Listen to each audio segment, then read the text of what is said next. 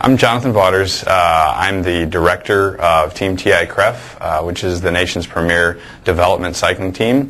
And I coach 16 of the top U23 athletes in the country, including our current national champion, Ian McGregor.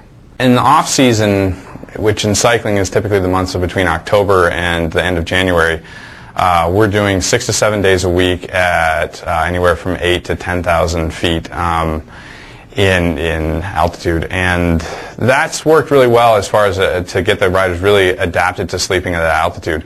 As we go into the season, we tend to try to shorten up the amount of time that they spend in the tent, but increase the altitude.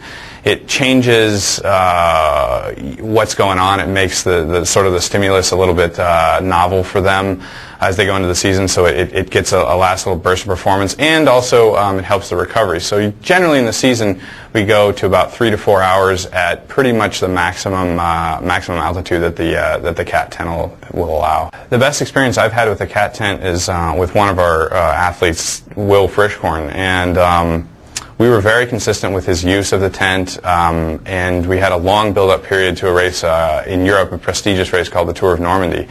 And Will had never been really known as someone who could excel in time trials or excel in high-power events like a time trial. He's more of just a long endurance athlete.